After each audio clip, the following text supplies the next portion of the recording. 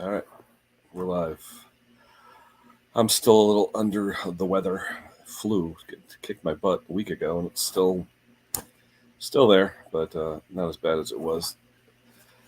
But definitely still here. No COVID, thank God. So just a flu. Anyway, how's everybody doing?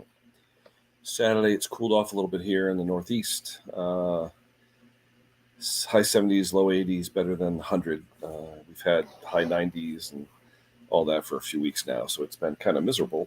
But this weekend's pretty good. Yesterday was nice. Today's nice. Hopefully tomorrow will be nice.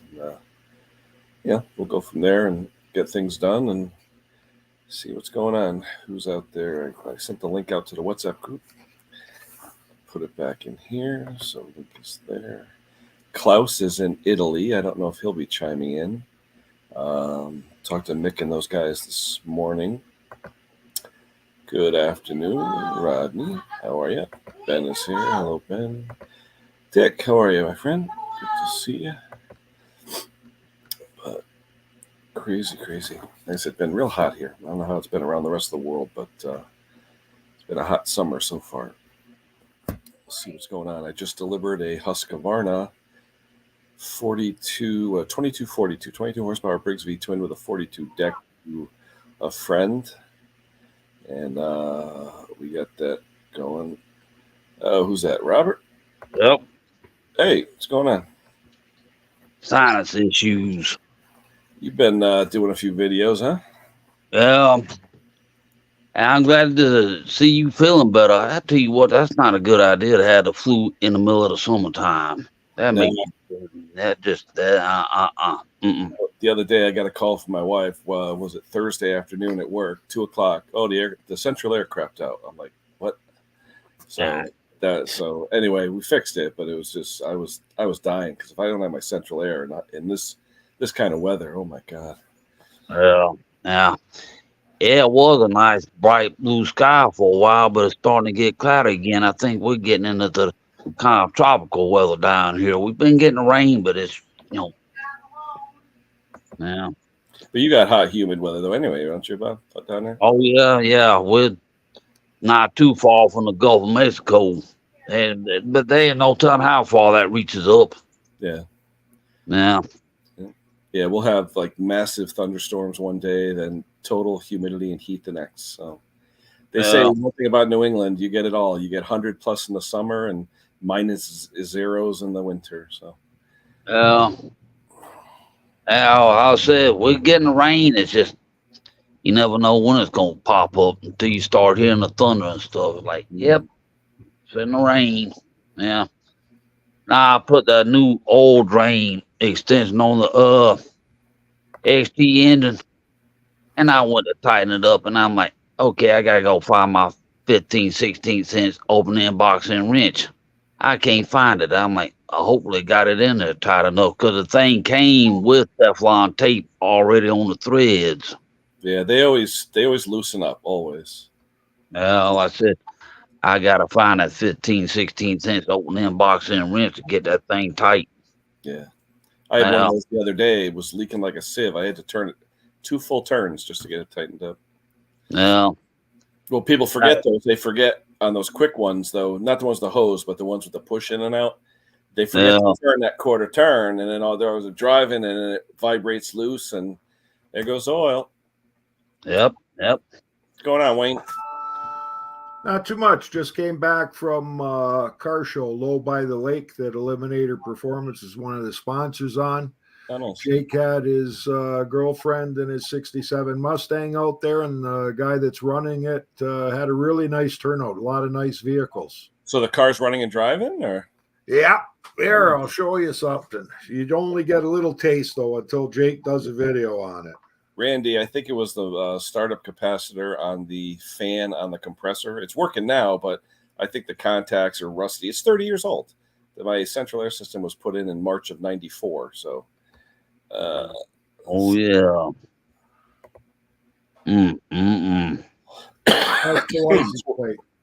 Yeah, was it primered now, or? So it's up and running. Yeah.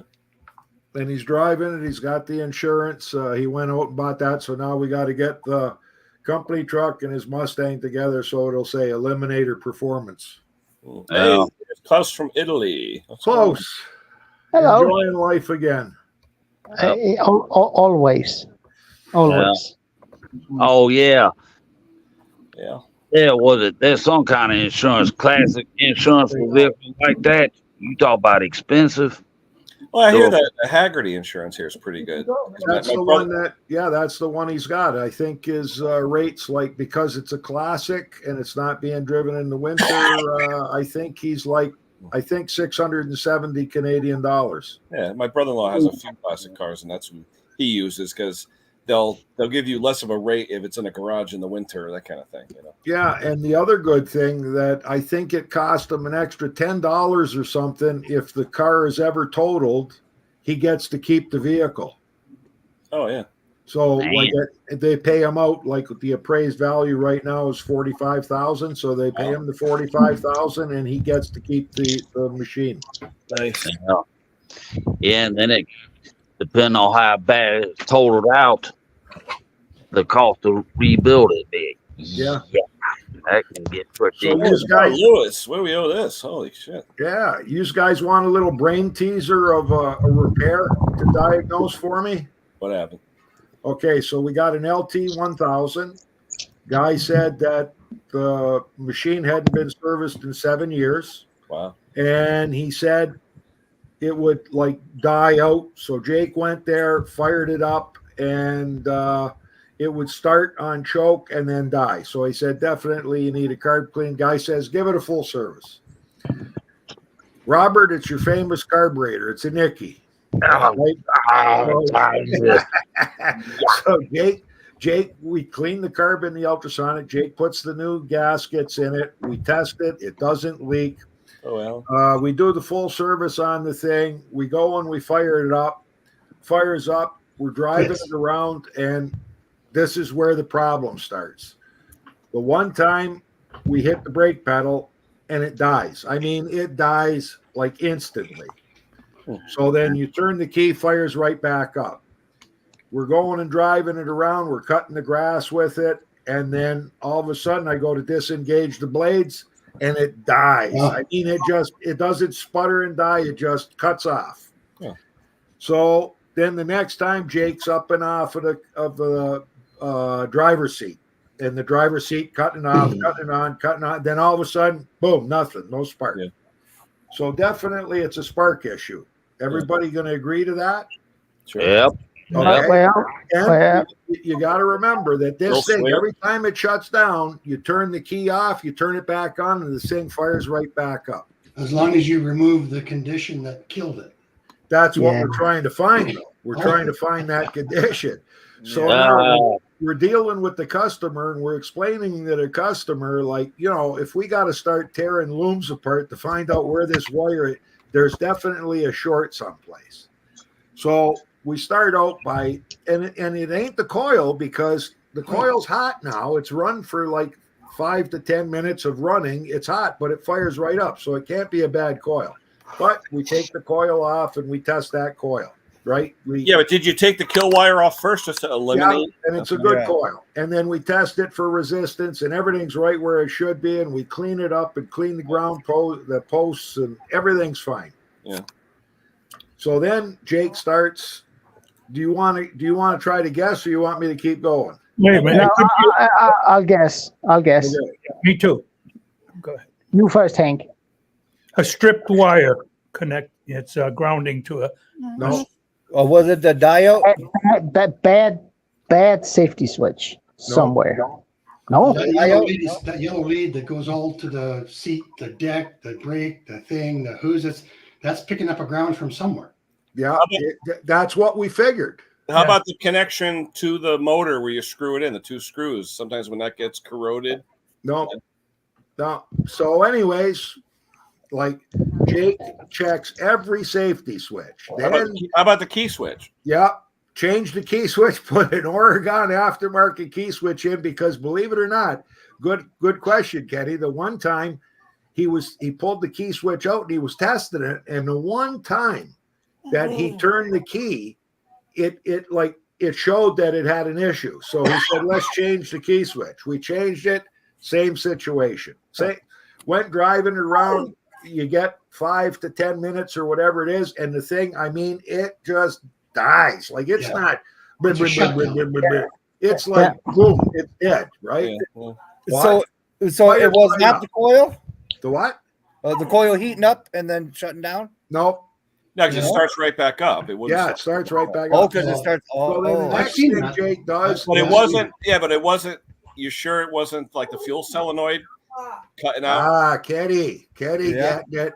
So we had tested the fuel solenoid, and the fuel solenoid worked perfect. Click, click, So click, me and click. Jake are sitting trying to figure out after Jake took all the safety switches off and cleaned them and, made sure he like lubricated them. So we were getting good contacts, and he checked all the grounds and he checked the battery and he checked everything. We said, what if it's the solenoid? When it gets so hot, it's opening up instead of closing. So Jake disconnected the solenoid, unscrewed it, plugged it back in, laid it there, turned the key to the first position. Nothing. Solenoid naturally pulled down. Yep. So the fuel's going in. Yeah. And we're sitting there and we're watching. He says, well, that doesn't look like it's it. And I said, well, I don't think it's been long enough yet.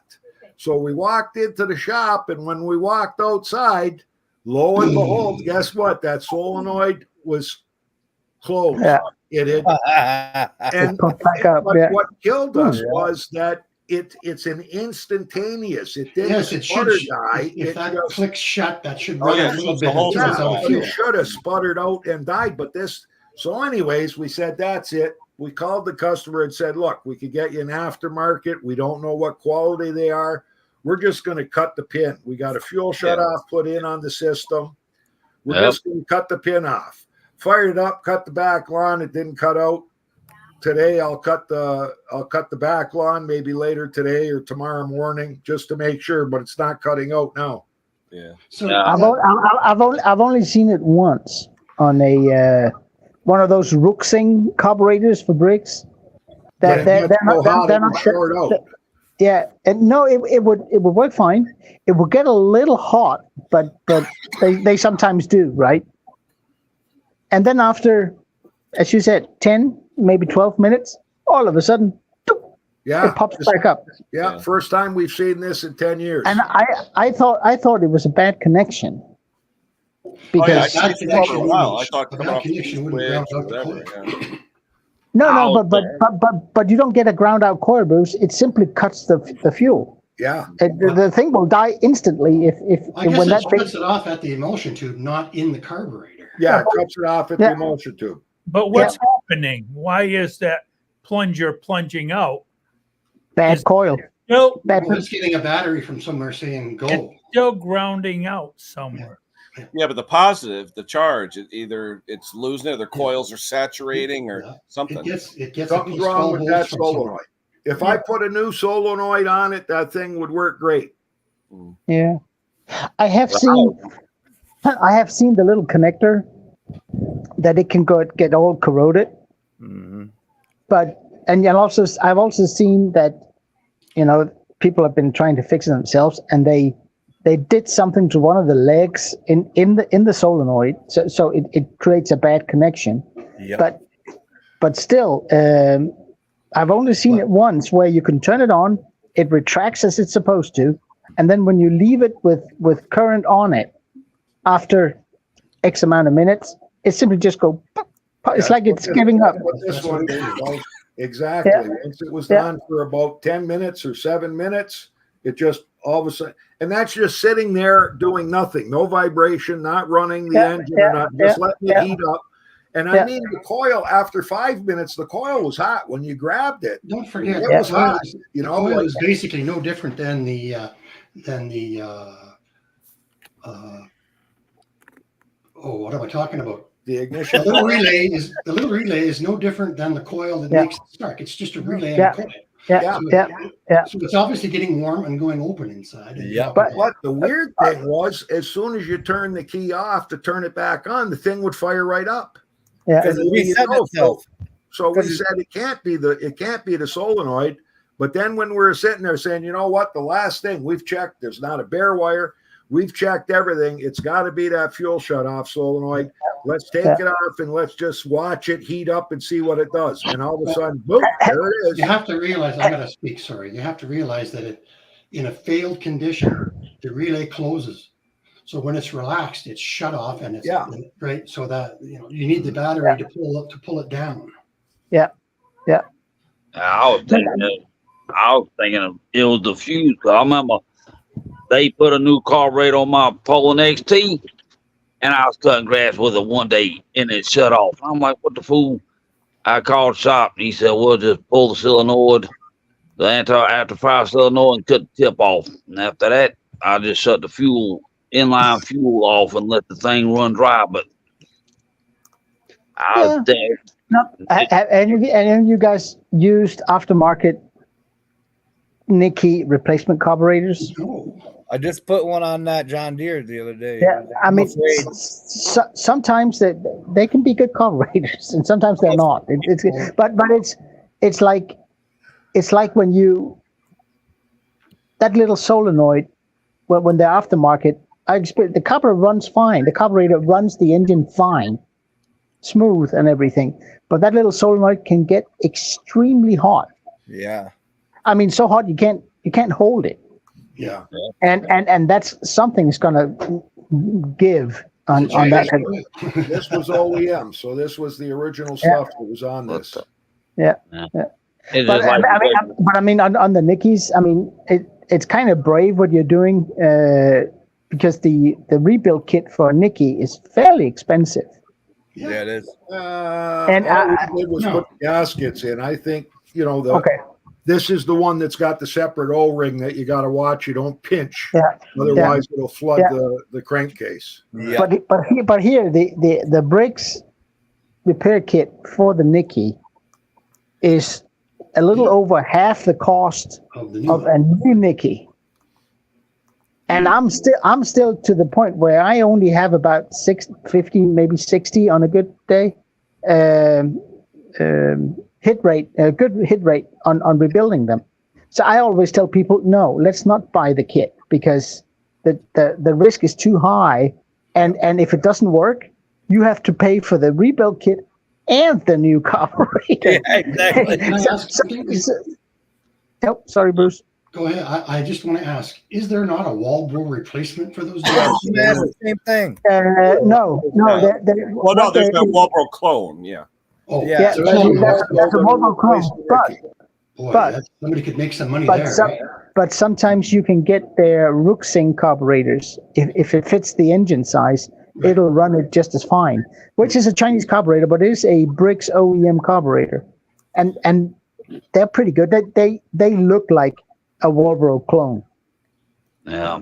Yeah, you can tell because of the stamped steel bowl. Yeah. They gave the customer the option of a new carburetor. He didn't want to spend the money for an They never do. We wouldn't put an aftermarket. Neither do we. I tell people if you go aftermarket, I can get it. I have it probably in stock. Yeah. But the warranty is when you're out the door, I don't want to hear about it. Is the tail light warranty? Yep, exactly. Yeah. I mean, it cost a third of the price of a new one. I said you can't get everything for half the cost, so I can put it on and it'll run when it leaves here. Mm-hmm. To the curb, baby. Yeah, exactly. And most people, luckily, go for an OEM carburetor. And if I can get the Ruxing, which I think is a Walbro clone, but it's still OEM Brix, I'll put that on instead of the Nicky. Yeah, it's like that video Donnie boy did the other day about that Craftsman. Yeah.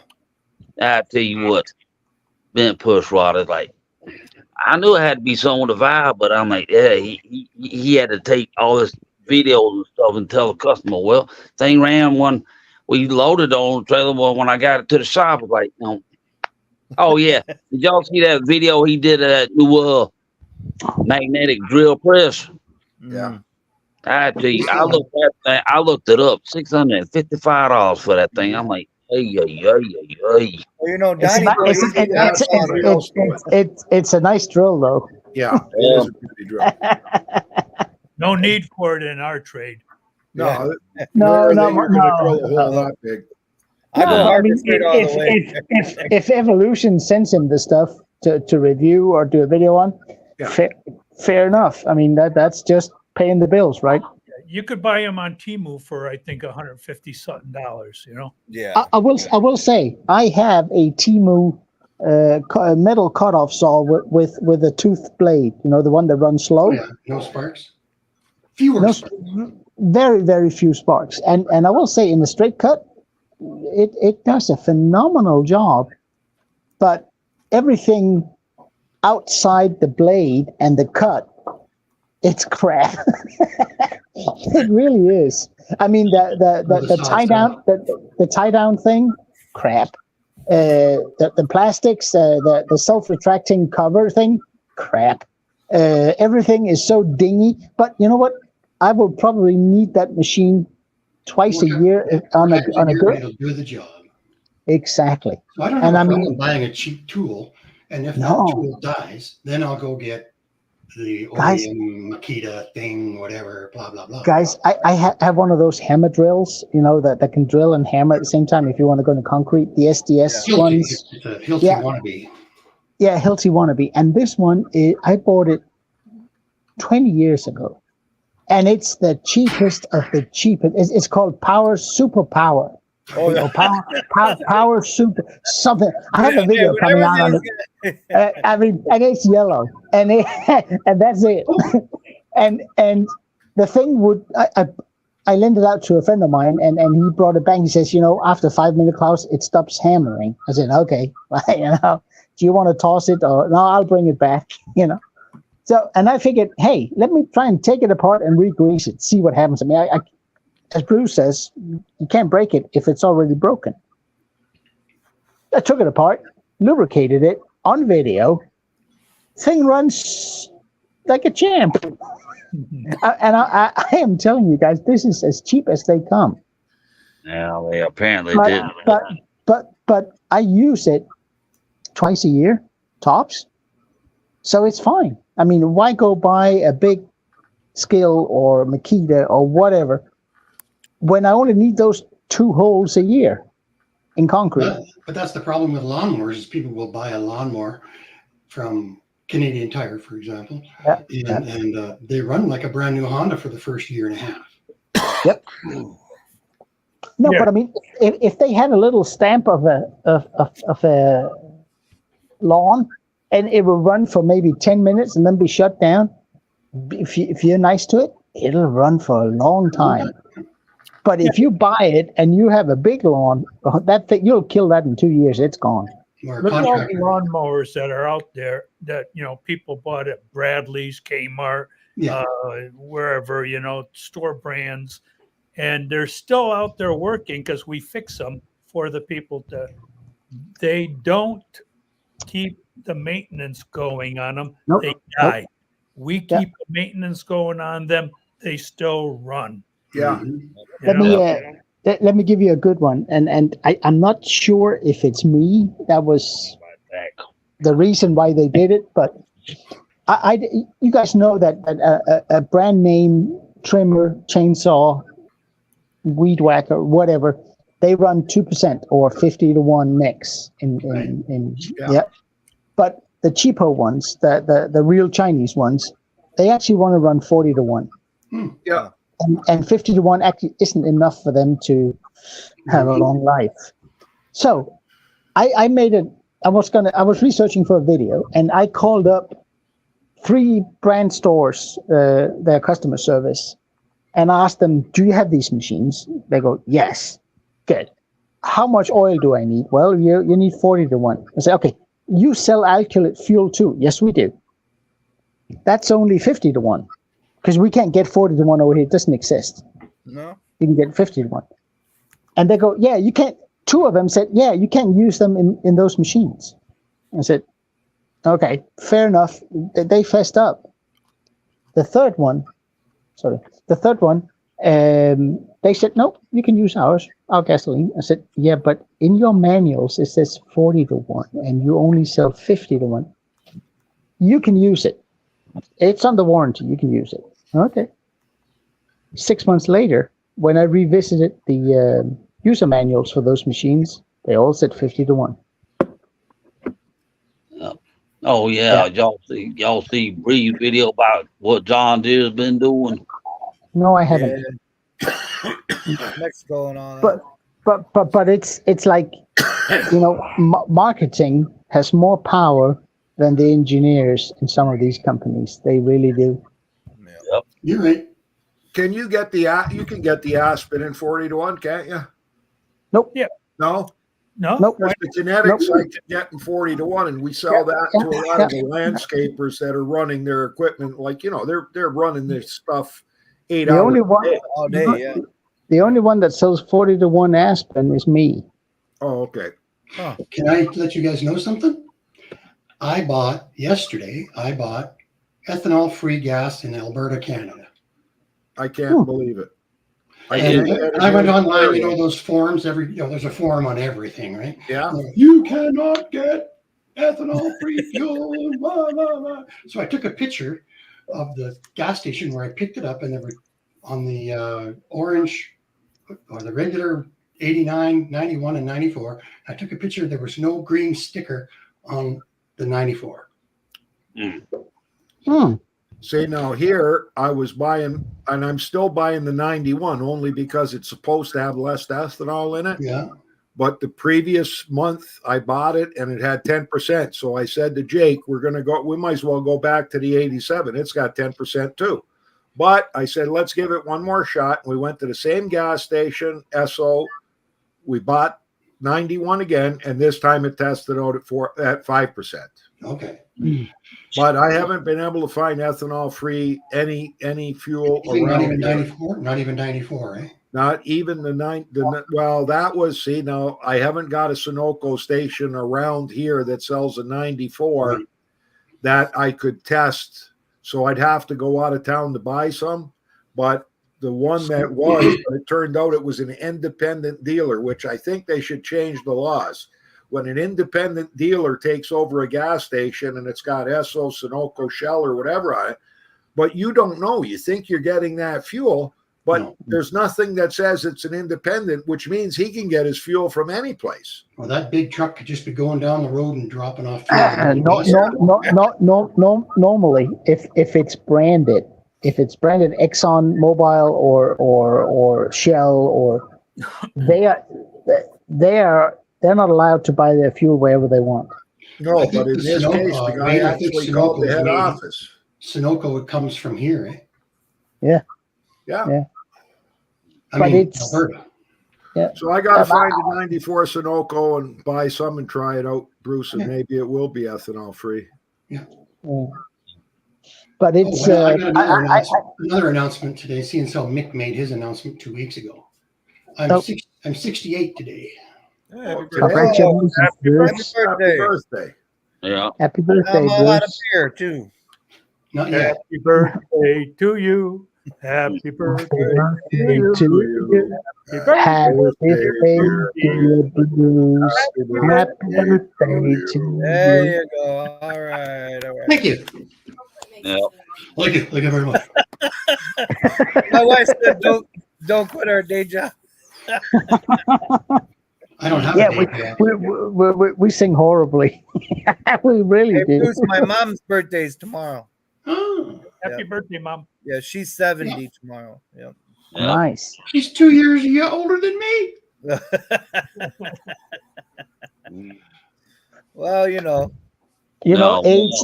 Age is actually a state of mind. Yeah, it is. It's a new number, buddy. You know what, Klaus? Whoever said that was a young person. No, because you can be 25 years old or you can be 75 years young. You might not make 50, so you got to go ahead every day. Yep. Yeah, my dad's 77. Dang it. Right? 77. Dang it, I'm out of red wine. What the hell? And he's still man. moving around good? Yeah. Still moving around good, Brock? Yeah. Yep. Nah, see, some of them ages like 68, you turn that around, that's 86. Yeah. Some ages like 60, turn that around, that's 6. I'm like, My mental capacity is about 6. Yeah. Oh, yeah. We're starting to get the rain. Mine too. Yeah. We're still good here at 75, Bruce. Right on. Anytime going strong. Yeah, we're starting to get rain clouds build up. Yeah, like I said, I was telling Ken earlier, it was a dark blue sky, but it was the kind of sky you see in the tropics. I'm like, yep, it's gonna rain again today because the moon is apparently affecting us. Because last night the moon was out again. I'm like, yep, we get the moon around here, we get the rain. And the lunatics. Where I am right now, where I am right now, we get what's called Alp weather. It's the weather that comes off the Alps. We're south of the Alps, the mountains. I know Ken, And- talked about it. I'm telling you, what we had last night, there was a thunderstorm that moved. I jumped this much in my bed from all the. It was like right over us because there was thunder. Yep. It was crazy. I mean, you looked inside the little cabin we have. It was like somebody was shooting off flashlights. Oh, that's fun. Well, I've seen that. So everybody out there, check out Bruce's wish list. It's his birthday today. Yeah. Nah, but and I watched Shop Talk with Brett. He did whole light flashlight he got. I looked at the price. He got it for $79, but it went back up to $99 after the Prime Day was over with. I'm like, not bad a price. I think one of my magnetic flashlights went with a cell. I cannot find it. Put the head, stuck it, and it's gone now. It's stuck on something. Bonus, and it was gone. Yeah. That's like my magnetic trays that I use to store bolts and nuts and everything in when I'm working on something.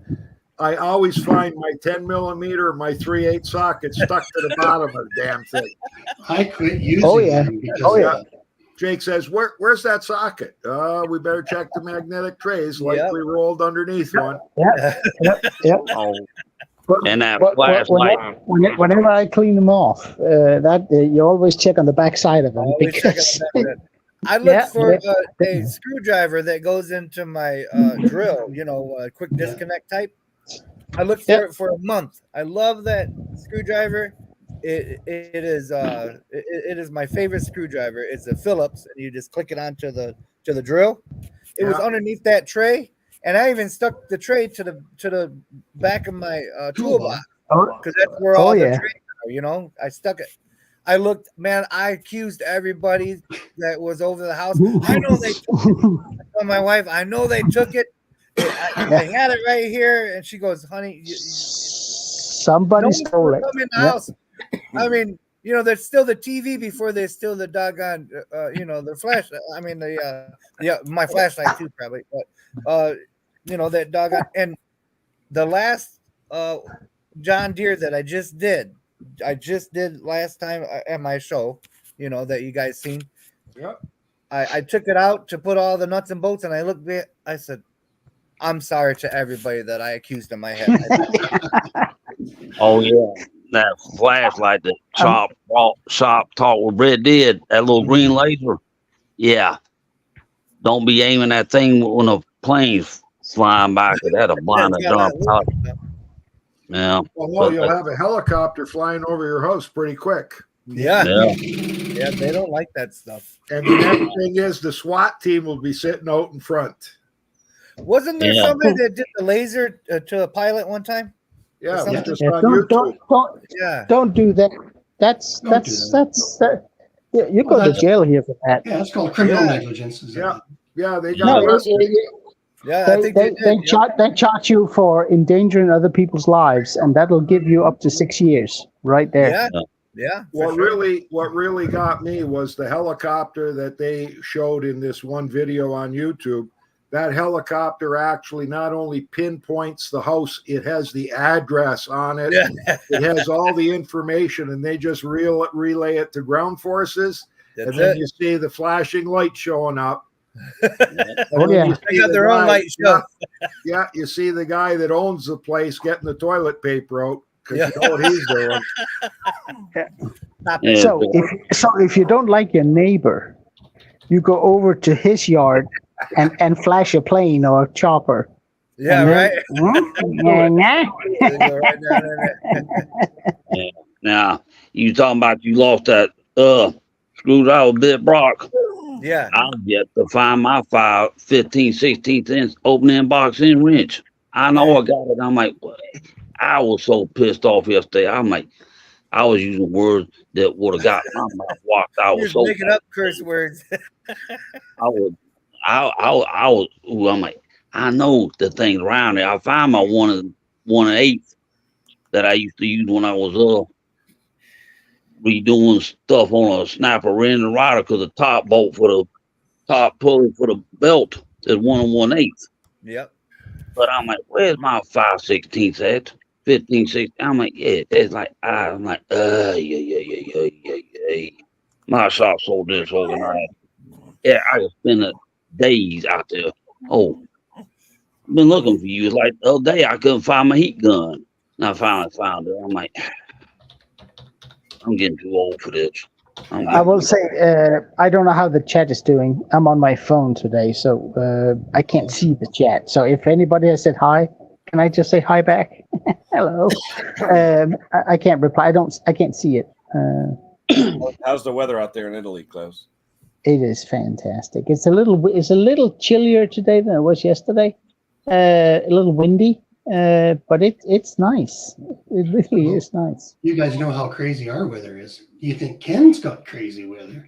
Yeah. I worked on a snowblower yesterday, and it was 31 degrees Celsius, which is 86 degrees Fahrenheit. And later on in a day or two, it's going to be 34 degrees Celsius, which is 90 something. And in February, we had minus 53 degrees Celsius. Holy smokes. You been getting any rain, bros? None. Everything is absolutely crispy. You're still getting air from Canada, and it was supposed to be cold there. What happened? Yeah. Well, in the summer, it's Yeah, not a lot of cold. rain. I'm Bruce. That's almost the same temperature ranges as airplanes. Yeah.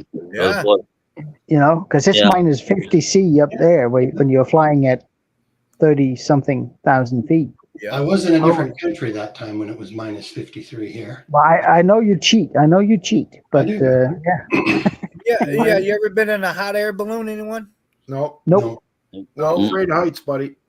I went in a hot air balloon a couple years ago, and they give me like a jacket and a toboggan. I'm like, "What's 80 degrees today?"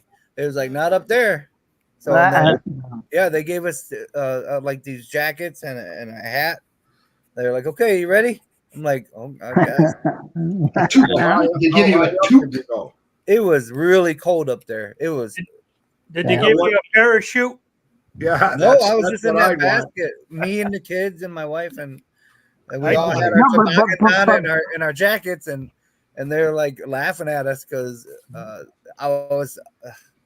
But I mean, at ground, But at ground level, you can have a calm day at ground level. You go up 100 meters, there's wind up there.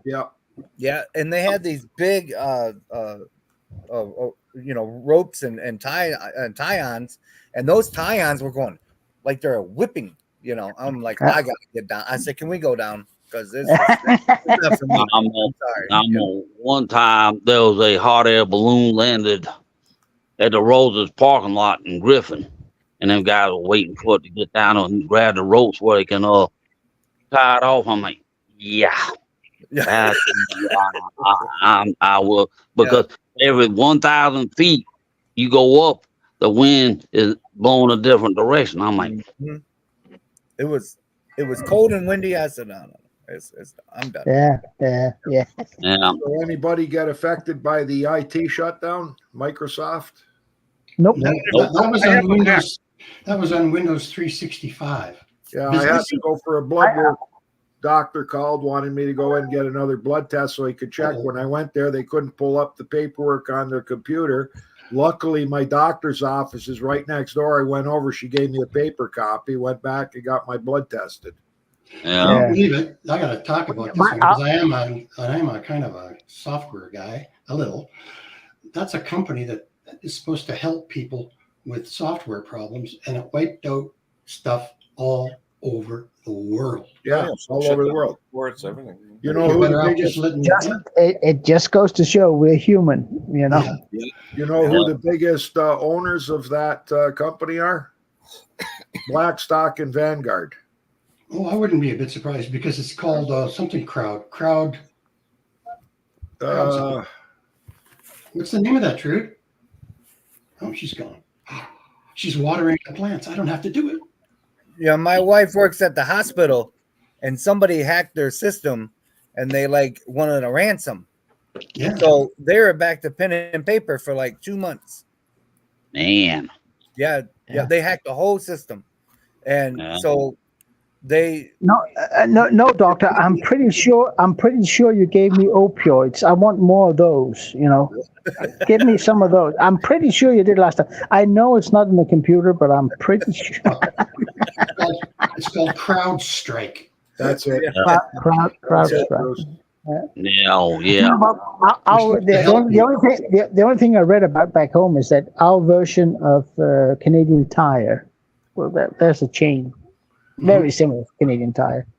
They shut down, I think, 2/3 of their stores for 3 days. Yep. Oh, it's Because- supposed to take a week for them to get it up and running again, because I guess they got to do everything manually, Each step by step. piece. Yep. That's what my wife.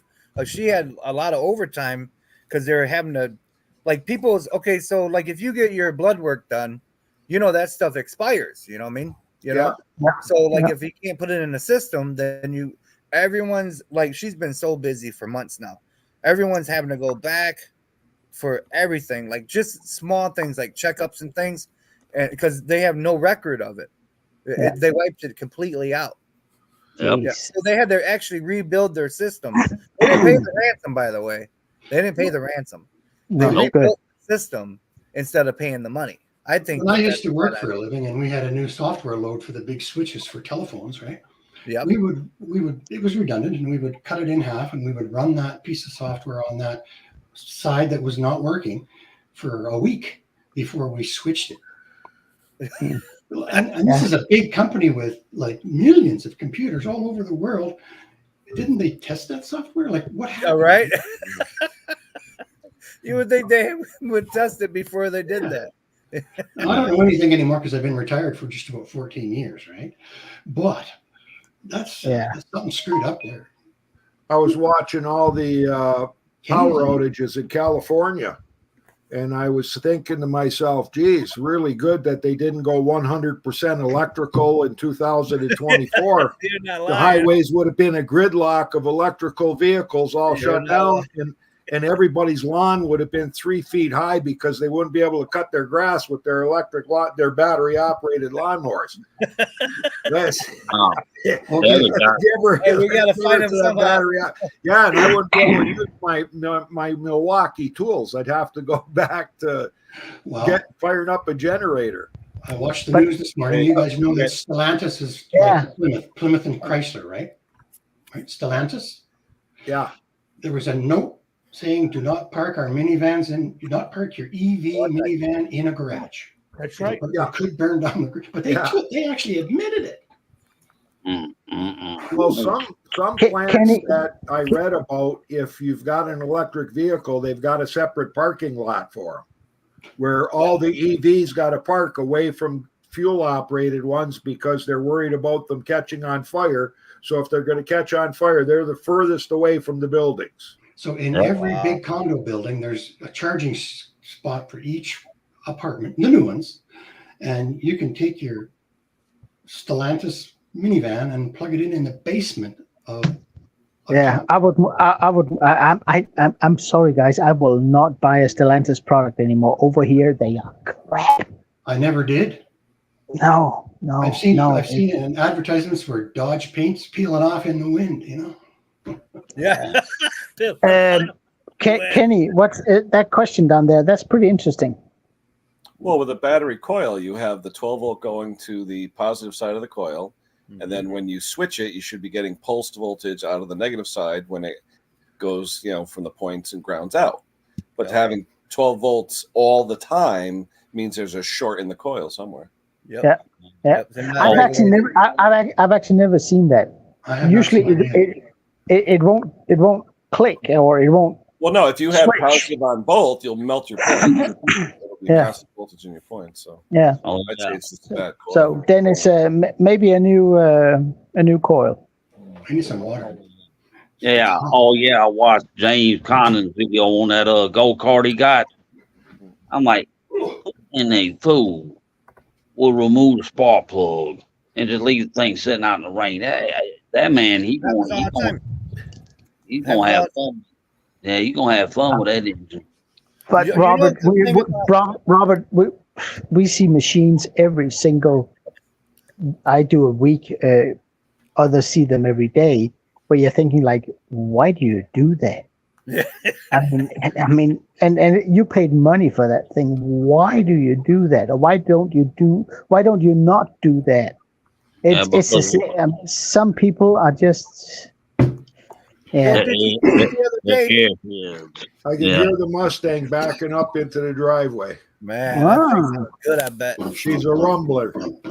Yeah. Yeah. Has he got Sounds glass like, mufflers sounds on? like Bruce. It sounds like a Harley. Yeah. Is it on the monitor? Is it Yeah. on? Is No. it on? We were we were Yeah, it's on the driving. monitor there. Yeah, behind it's on the monitor. Not. Yeah, he's just now. I could catch a corner of it where he's backing it in. So you guys keep talking because Trudy is watering the backyard with a 5/8 100-foot hose. You can hardly pull that sucker around. So keep talking. Yeah. And then And the you know- other interesting thing was at this car show today, you seen all these cars that had like, I mean, $10,000, $20,000 paint jobs on them, right? And Yeah. the one guy made a good point. He came over to Jake's Mustang, and Jake's is just flat satin primer, black.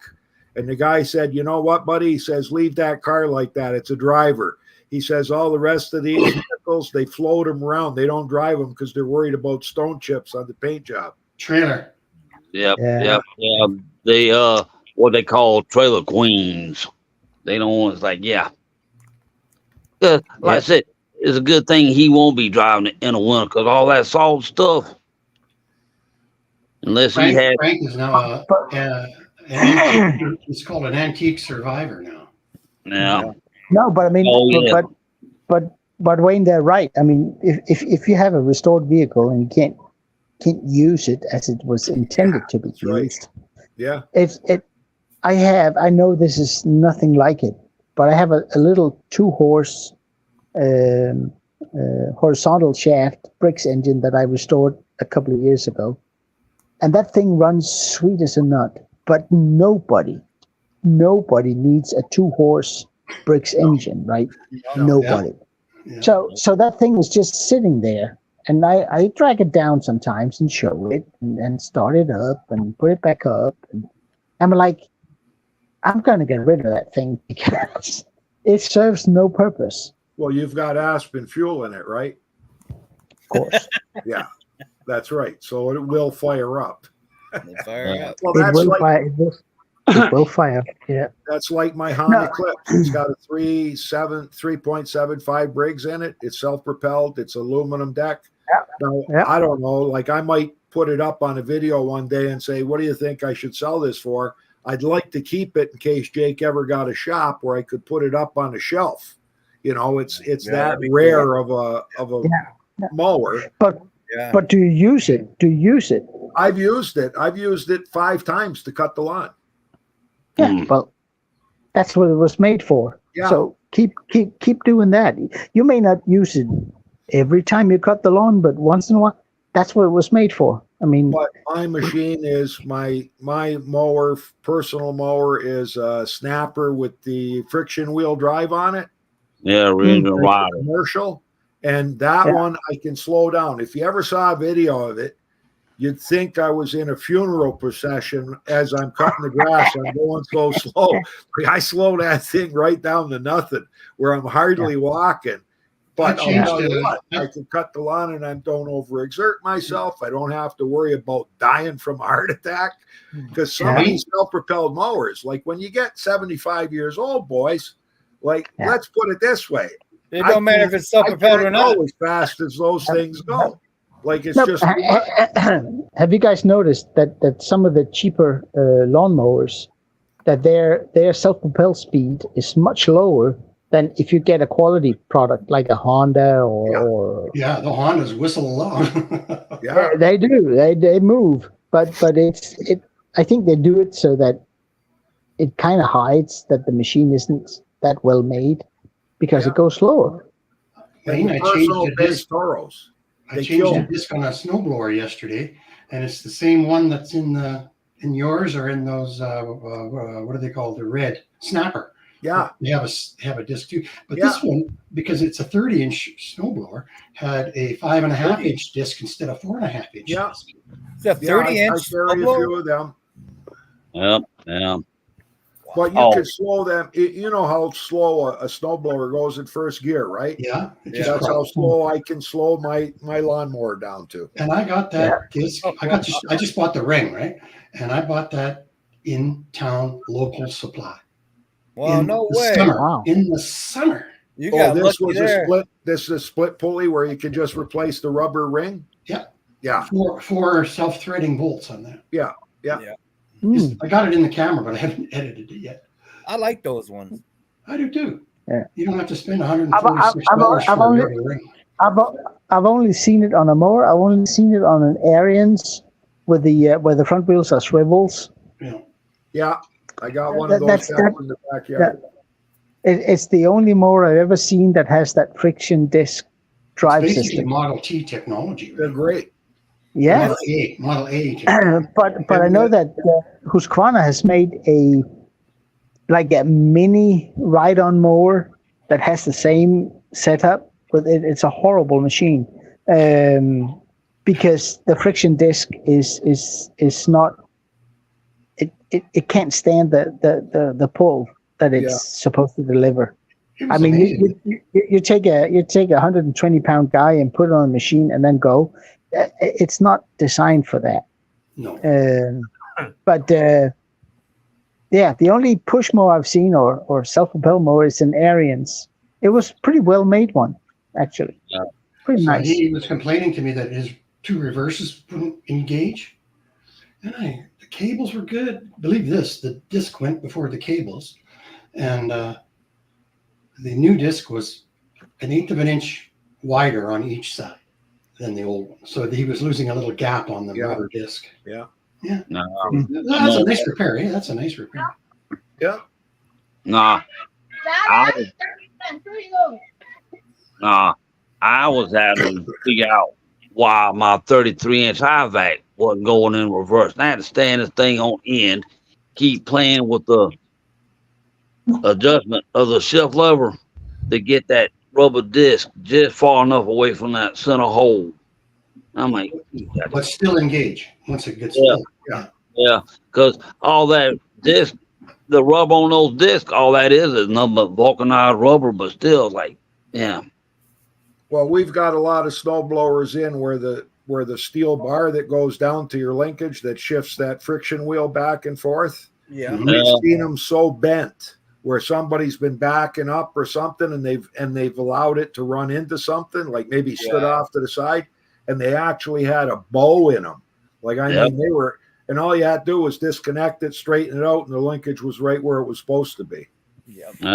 Oh yeah, I watched Jim Jackson's video the other day on these blade bouncers.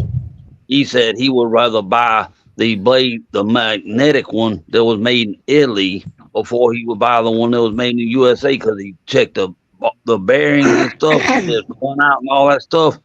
He said he'd rather spend a little bit more money for the magnetic blade bouncer that's made in Italy than the one that's made in the USA. I'm like, Well, that's that homeowner stuff. It's just no good. yeah, because he had that plastic cone style. But it's like me. I just where I used to live on Bluegill, I just drove a nail in the light pole, and I put my blades on there because the blade I was sharpening was the 5-point star AYP made. Right. Yeah, I just went bluegill fishing this morning. Yeah. The thing is, My Oregon blade balancer, the magnetic one, I've had to put small pieces of tape on it to get it to balance out now. I Yeah. use, you guys know I use a vice. Yeah, so Ja, what næsten villig til hvad som helst. now the Huh? one blade that you gonna catch the devil trying to balance is that new S design that MTD made. Yeah, it works on the magnetic one. You Yeah, just gotta find the center of the arc. yeah. I'm just upset that I had to go and buy more stock for the shop now that we didn't need before because they came out with that new blade. I think they do it on purpose, man. Yep. And the other thing was I Of course just sold a mower. I don't know if I brought this up before. I sold a mower that I did an engine swap, and it was a Briggs engine off of a John Deere, and it had the 22-inch wave mulching blade on it, and sharpened, balanced it. The one that was on it when I sold it was in really good condition, Yeah. not chipped up or anything. But I said to the guy, because he's a landscaper and his guys run into all kinds of crap. I don't know how many crankshafts they bent and blades they bent on them. I said, I should order you this new blade. So the guy said, yeah, order me a spare blade. I put on his invoice, it was $58.25 plus tax for this 22-inch blade, like $60. I'm going, holy shit. I never John Deere blade cost so much other than those Ninja blades. Like I've seen them for $80 Canadian. Yeah. So anyways, by the time I ordered it for him, the price went from $58.25 to $60 and I think 25 cents plus tax. So we did order it for him. And when the blade came in, guess what he shows up with? The lawnmower, and his guys hit something, and this blade's got a little extension on the end of it, and they had it bent at 90 degrees. Whatever they hit, they broke the edge of the deck by the discharge. So I had to weld that up. And then I did use a little heat just to straighten out that tab as good as I could get it. It wasn't perfect, but so he could still use that blade. But I put the new blade on and gave him the old one as a spare. Nah, I know a guy. Had a few choices with his employees. Nah, I know a guy I follow on YouTube. He's got those Walker mowers. He has a production crew. They twice done hit the blades. $80 for the blades versus $800 per gearbox. If the gearbox went out, $800 per gearbox. I'm like, I be telling them, y'all walk the yard before you start cutting, because $800 per gearbox for a walker rod on. Has any of you guys seen those Husqvarna mowers with a bagger? I mean, it's traction, right? But it's a big bag in the back. Yeah. Have you guys seen those? Have you seen the ones that has a turner gear on one of the blades? No. What is that?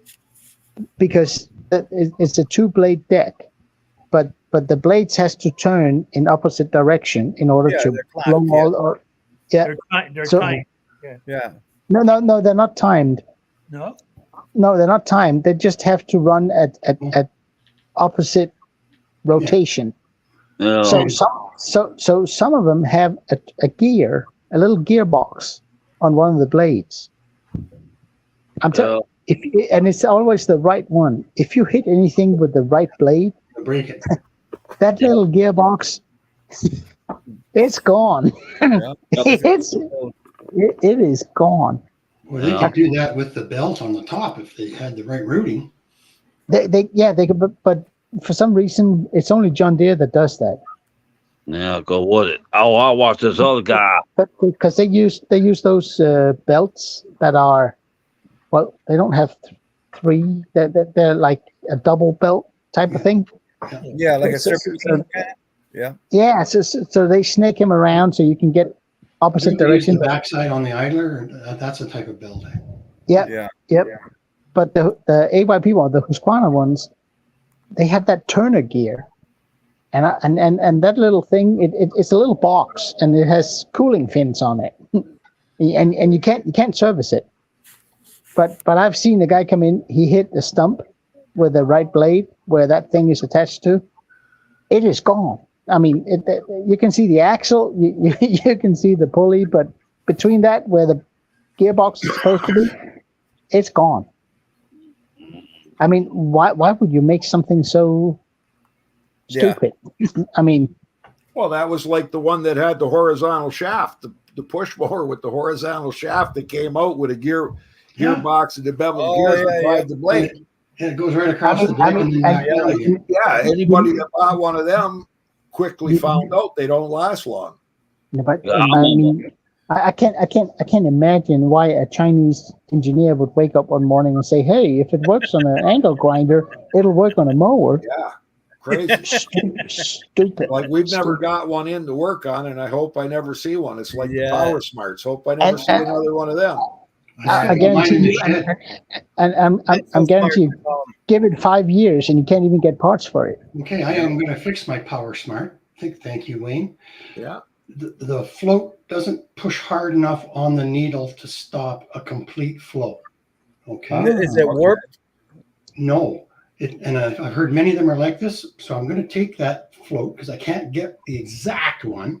And I'm going to actually clamp it on where the pin goes through. And I'm going to bend that plastic and heat it up and pull that float down a little bit so there's a bigger gap and it pushes harder on the needle. Yeah.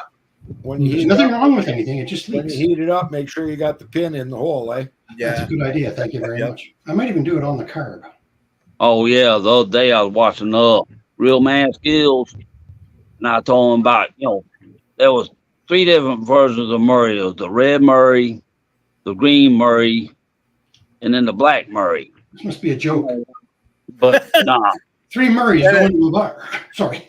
Yeah, 3 more is going to the bar with the rabbi, No, but the red Murray was the standard homeowner. The green one was the Ultra, and the black one was the Select because Home Depot was selling them. But somebody gave me a Murray push mower. It had the cogged wheels on the front, and you pull the lever, and it's cogged gears. The drive gears went down into the front tires. Mm-hmm. Yeah, well, unfortunately, the mower pan was rusted and slapped beyond recognition. I'm like, yeah, well, I think that question there that must be for Hank, isn't it? I don't know. Well, no, he's saying he's got positive voltage coil. You shouldn't really have a lot of voltage on the negative side coil, only when it pulses. Yeah. If it's disconnected, you should see the voltage on the input at the output, and if it's connected to something, you might see 2.5. Yeah, how's the capacitor? Yeah. And also, is it an internal resistor coil? Because if it's not, you can have a ballast resistor on it, so you don't melt the coil. Yeah, you're one way. Yeah. Thanks everybody in the comments for wishing me happy birthday. Thank you very much. You're welcome. Did you see that doggone toggle switch? That last that short that I did. The guy had a toggle switch on the seat, so he just shut it on and off, Yeah. And I got 11,000 views on that. Wow. Just. Well, I don't know if any of you's ever seen Jesse on Fire. Nope. No, I would have put him out. Jesse on Fire. He does a lot of MMA stuff for mixed martial arts, but he yeah. So he was in it. Where was he? I think he was in Italy on vacation. Close. He might be in the same place you are. I don't know. But anyways, he did a video on the Trump assassination. Yeah. And he mentioned after the next video he mentioned that last year he had 39,000 subscribers.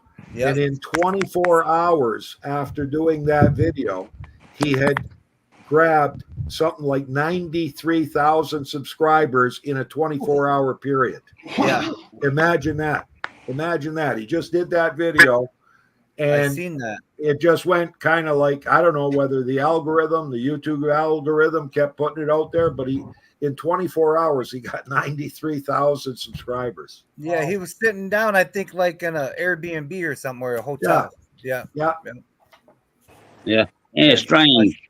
And it was an assassination attempt. Yeah. Exactly. Good for you, Klaus. And I'm glad it didn't work out. Yeah. Right. Yeah. But I can't believe that the investigation is taking so long. Like there's so much stuff going on that you watch on YouTube, you watch on the news, you listen to it on the radio. Everybody's throwing all this stuff in. I don't know why the government hasn't just come out and had a press conference to start to release what they've actually got. Because everybody's want to eat crow right now. Yeah, Well, yeah, that's exactly right.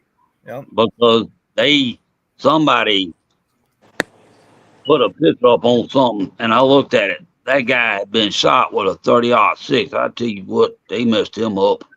Yeah. But they knew he was there. They knew he was there. They just couldn't do nothing. It's like the Secret Service couldn't do nothing. I don't know why the protocol is wait till the guy shoots, then shoot him. I don't understand. No, they can't shoot him until he's got a gun in his hand. He held the gun. Yeah. Yep. But if they see a guy in a building with a gun, tell the president, why don't we get off the stage? Yeah, can we wait 10 minutes?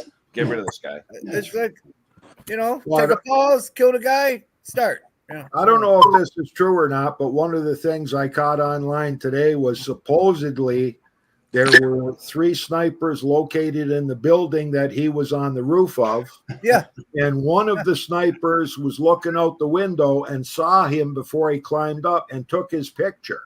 Now, these snipers, is this true or not? Who knows? Like, you never know what's true or not until they have this investigation. But he took his picture and nobody went outside. Yeah. My thing is that 3 people can look at the guy, take a photo with their camera on their phone, but the authorities can't do anything until he gets on top of the building. I don't understand. He didn't, and to be honest with you, I'm not picking sides at all here. He didn't. Trump is the nominee for the Conservative Party, right? Or what do you call it? Yep.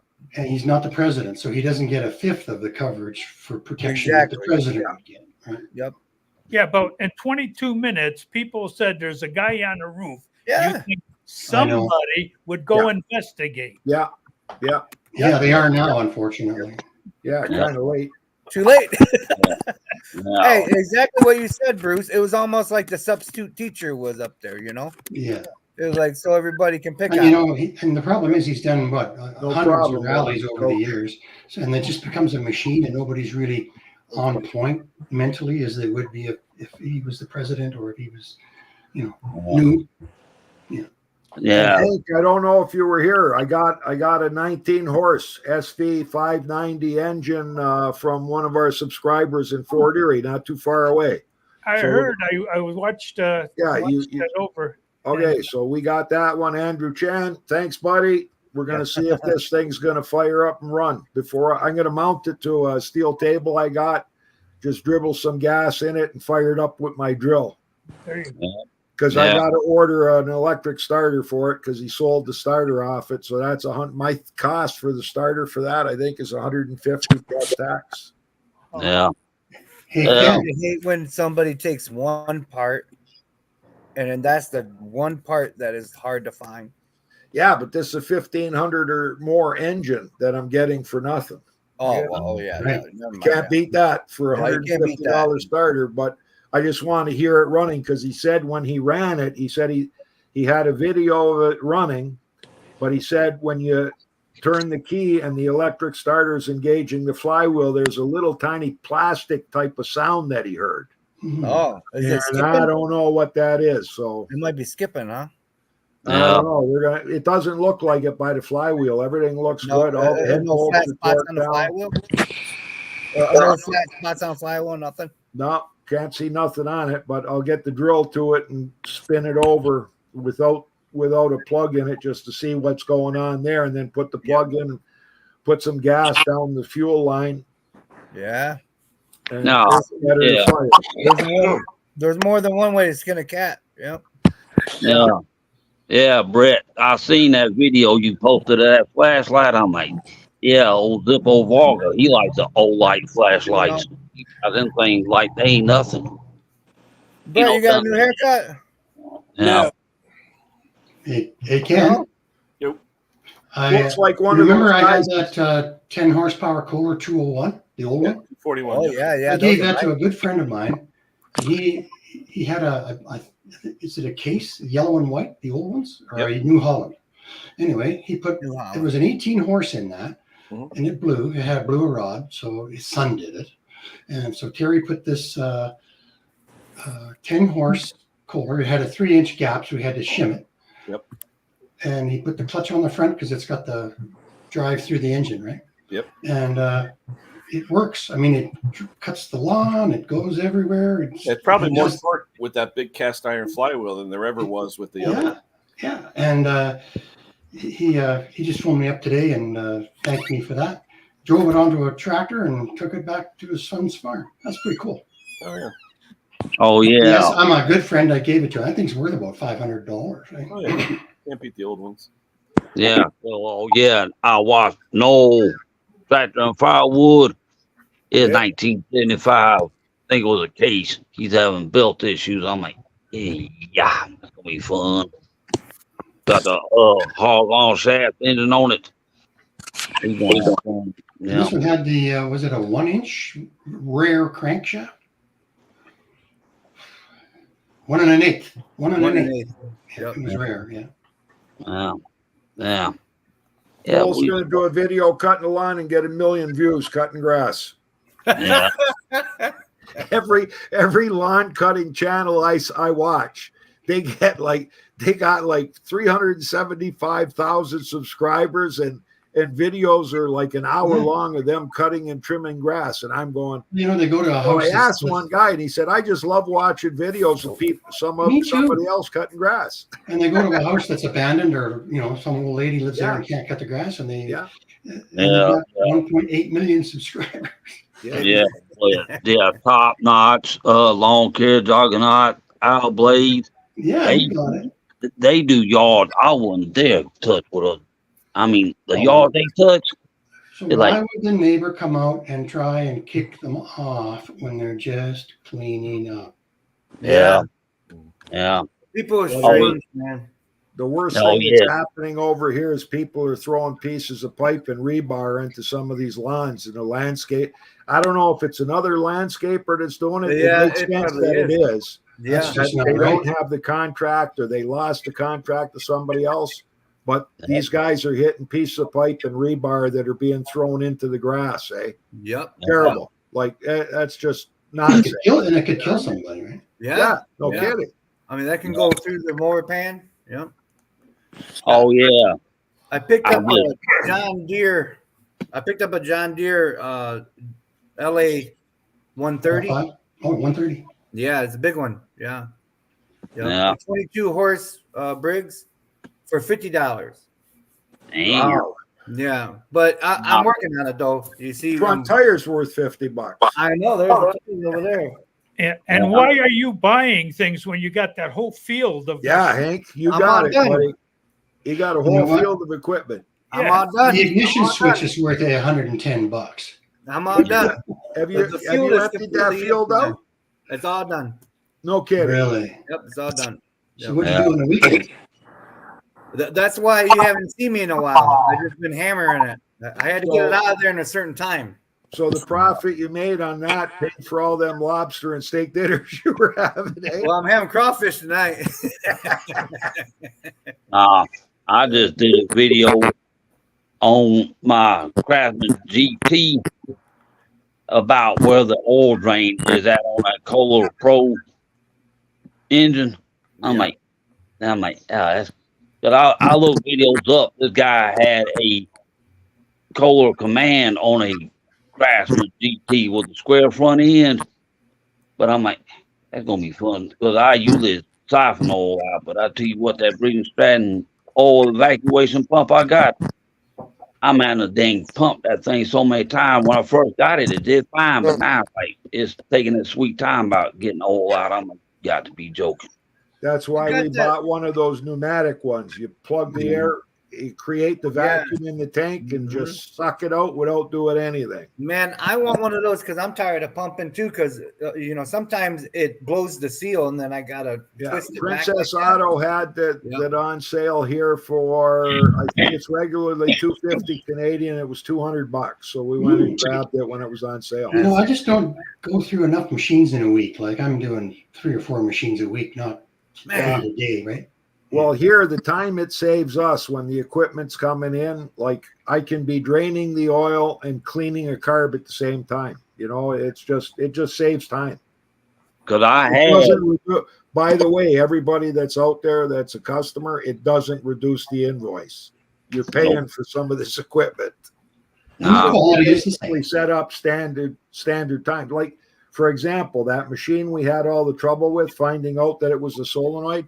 We likely had 3.5 hours of labor into that for a full service and everything we did on it, and we charged the guy 2.25 hours. Yeah. And as Jake says, it was a learning experience. 10 years, right now, if this ever happens to another engine, we know exactly what to take a look at first. Versus, like now we know that it's never happened to us before.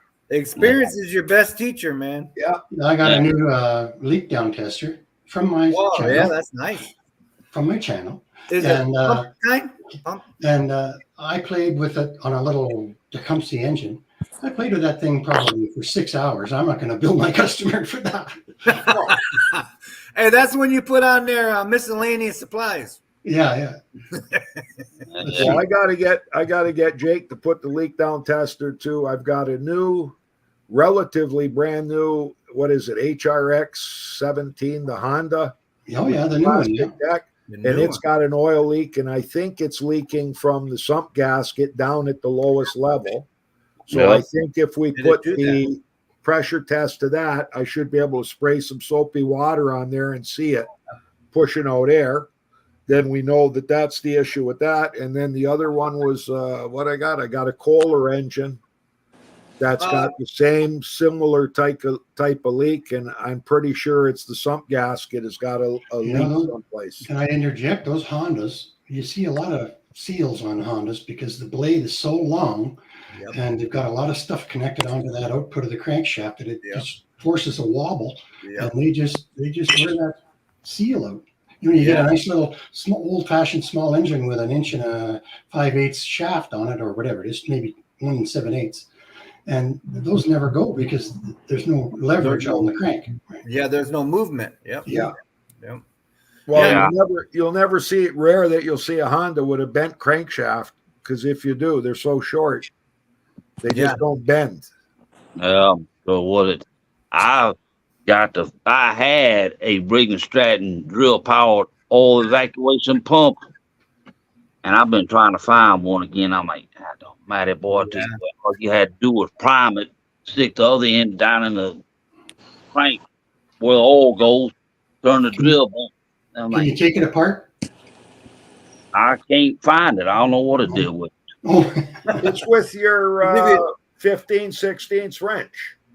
Yeah. I can't find it. I know it. I use 13/16. They're hanging out at the bar, together. Well, I know I've seen it somewhere because I used it. The way the shop is so disorganized, it's like, where is that wrench at? The wrench is around here somewhere, and one of these days I'm gonna be looking in the wrong spot. Oh, there you are. I need you the other day to tighten up that oil extension drain on my engine. I'm like, yeah. I looked Check for a underneath the 7/16. magnetic tray. Yeah. I used a 7/16 socket about 2 weeks ago, and I've been looking for it for 2 weeks. Yesterday I found it. You know where it was? It was on my socket rail, but I put the 3/8 one gap away, so I thought the 7/16 was gone. That'll happen. And especially the ones that have black letters on black sockets. I don't have that kind of money. It's just like I can't find my 1/2 inch impact socket for my Hart brand impact set. I'm like, when I get a shop and I get it organized, I got to remind myself, keep it organized. Well, let's get The problem with that is that it takes 20 minutes after you're done. And a lot of people, when they're done, they're tired. They want to go in for supper. They want to go and have a beer or something. And they walk out and all that stuff spread all over. So you're going to lose it. I mean, you got to, they forced us to do that at work, and I do it now. That's all. Yeah. You still lose. I lose something every day. Yeah. Yeah. It's just like, like, was it those carburetors that have to have that JIS screwdriver? Where's my JIS screwdriver? It's like, hey, you go through all these Phillips heads, like, you're just going to put something on there, it's like, that's why I put them on the wall. If there's a gap on the wall, I know it's gone. Yeah. No, we did. Use a magnetic strip to hang all the screwdrivers off. That's a good idea too. And we all do the same thing, just differently. Yeah. Yeah. I better go, you guys. My poor wife's going to die from heat exhaustion out there. So I'm going to go. Thanks for, I always thank Kenny, and thanks again, Ken, for doing this. Have a good birthday there, Before you go, Thanks. Yeah. Happy birthday. Yeah. See you guys later. Where's Trudy taking you tonight for supper, Bruce? Oh, it's just a little place called State in Maine. It's kind of a nicer sports bar, and I'm just going to have a nice dinner and a glass of beer or something. There you go. No, Yeah. We're going to keep. We usually have a big party in July 20th, but it's too hot. Yeah. So, anyway, we'll see you later. Later. Thank you. Yeah. Nah. Oh, I've got another guy following YouTube. Poor state of Idaho, it's about to get burnt slap up. Wildfires everywhere. I'm like, yeah, was it last year before last, all them fires up in Canada? Yeah. Now I'm like, and the thing is, I told him, I said, when the rain starts coming back, there's gonna be a lot of places in the state of Idaho it's gonna be sloped. They're gonna have mudslides because ain't nothing there to hold it. Brett, you sleep? Yeah, it could be. You sleep? Had a long day on the job. Yeah. Yeah. Yeah, I went perch fishing this morning. Got 38 perch this morning. Shoot. Nice size ones. They're okay. We're doing throwback. You know? Yeah. That's me. We got too many in the fridge already. Yeah, that's me. I catch them, I look at them, I put them back. Cause one time I caught some fish, and my sister said, "You know what you got to do?" I'm like, "Yeah, clean them." So next time I went fishing, I'll catch them, look at them. Okay, I'll go back. I'm not taking you home. I ain't got time for that cleaning. I need an extra a deep freezer. I got one already in the basement, but that's got we buy I hunt deer and we buy lamb every year. So yeah. You don't want the ministry finding out how many fish you might have in your freezer. Yeah, exactly. They'd be over here trying to, Yeah, they confiscate everything, buddy. Yeah, they do. They don't need, I don't know what it's like in the States, but in Canada, they don't even need a warrant. They just show up and that's it. We're coming in and we're checking your freezer, and then they take everything you got. Well, you think they're like that over here because they're always in my business. You remember this? I don't know if you guys remember. I told the story about the turkey that was doing 100 miles an hour. Do you remember that? You heard that one? Well, I didn't hear that. Okay, one. so like relatives through marriage of ours worked for the Ministry of Natural Resources here in Canada and Ontario. Okay, yeah, very cool. And they've tagged a bunch of the wild turkeys. So wild turkeys were reinstituted into the province. There weren't any at one time. Now they're kind of getting out of control, and a lot of the farmers are complaining that they're eating their crops. So the government sets up that you got to get a special license, and they've got a hunting season for them, and you're only allowed, I think they're allowing up to 2 a season now. Anyways, they put a lot of tags, microchips into these turkeys, and they got the vehicle set up with the system that they could track them, and they noticed this one turkey doing like 100 miles an hour, right? And they said something wrong. We got to follow this turkey. Somebody's got this turkey in a vehicle. And so they're tracking it, right? And finally they pull up to this place and it's pinging. this turkey is at this residence. They knocked on the door. They said, we're Ministry of Natural Resources. Now, I got to give them credit. From the information I'm getting, these people, and I don't want to mention their names, gave this person the opportunity of a lifetime just to tell the truth and say, yep, I had this turkey. The guy ended up shooting a turkey out of season. And he said, no, I don't know anything about a turkey. They even asked him right out, like, you wouldn't happen to have hit a turkey with your vehicle or something, would you have? Oh no, he wanted to lie, not realizing they knew he had a turkey in his freezer. So anyways, they go down, there's a fresh bird. It's not even frozen solid yet in the freezer. That was it. There goes his vehicle. There goes all his weapons that he's got. Plus he gets fined for shooting a turkey out of season. Man, yeah. And the turkey naturally has got like pellet holes in it from the shotgun. Eh? Pellet, yeah. Yeah. Well, our turkey season is in March, and most of the time it's bow and arrow and stuff. I'm like, yeah, a lot of my friends hunt them with bows too. Nah. One thing I have seen that I won't never do. I knew somebody that caught a 26-pound catfish. Yeah. It took them about an hour to get it in a boat. And talk about hell to clean. They say the bigger the catfish, the harder it is to clean. I'm like, yeah, the bones are bigger. Yeah. But that was one guy. He went to this guy's house. He was catching turtles, and he had this one turtle in the back of the truck. I'm like, what the? I'm like, yeah, big old snapping turtle. I'm like, yeah, buddy, I think I keep my hands away from that front end. Not unless you want to crack them with a stone. No, I found a turtle on bluegill one day. I took it to the house to see if somebody knew what it was. Didn't nobody know. So I take it to the community dock near the house. As soon as I got close enough to the water, that turtle's head and all his feet came out. He like, oh, I'm at the water. So I put him in the water, and he swam off. I'm like, yeah, there you go, buddy. How big was he? He's probably about 4 inches across.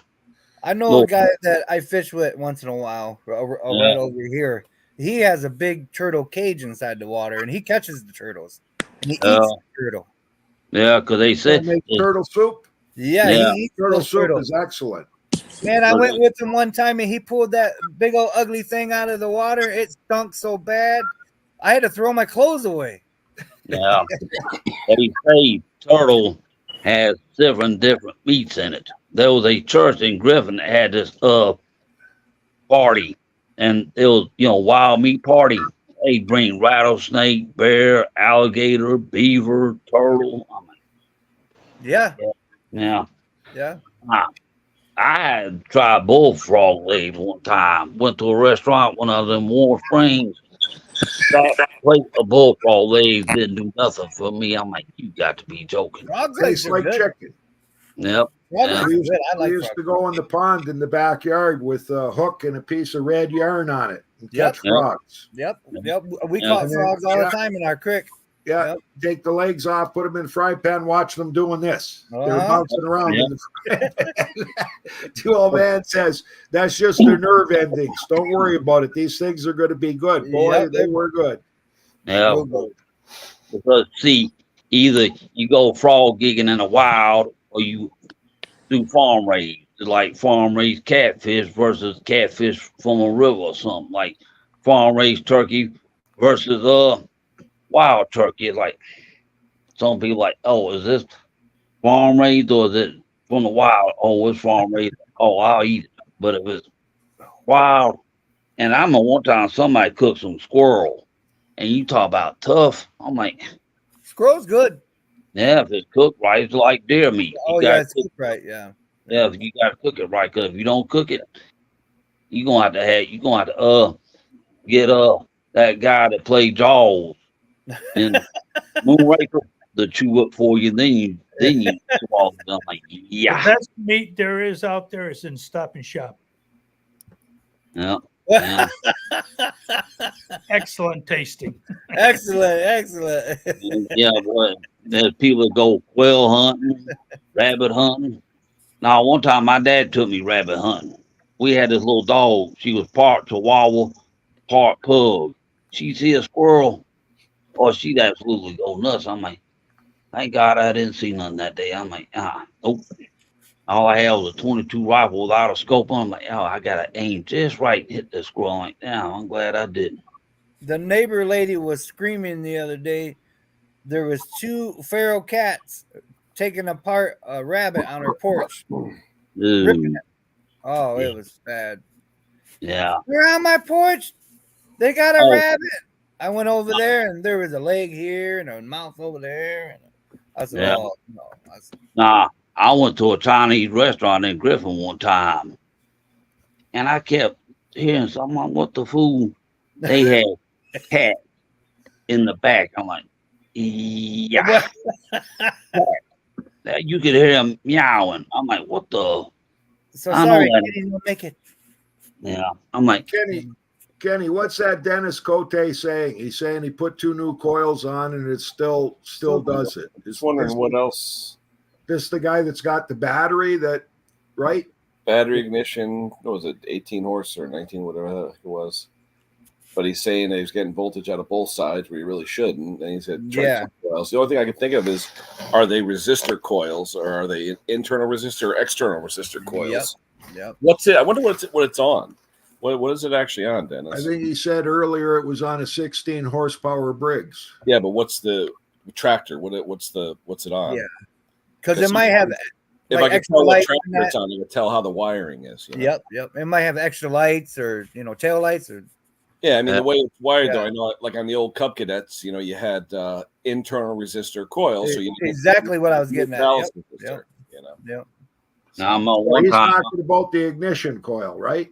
Yeah, Yeah. the regular oil-filled coil, Yeah. But on some of them, unless they're marked internal resistor, you have to put a ballast resistor on, or else it'll boil the oil and blow it up. Yep. Exactly. Yep. I'm on one time I had to put an ignition coil on a pole twin Briggs, and that thing was running funny. I'm like, what the? That thing was supposed to have been marked. The what way it went. I took it back off, flipped it around, put it back on. Like, oh, that thing upside down. I'm like, yeah. Oh, and that guy that was supposed to brought me that John Deere, he ordered the starter. Well, during shipping, it got damaged, so they sent it back. Well, they took their time out refunding him his money, but luckily he ordered the starter that got the metal pinion gear instead of the plastic.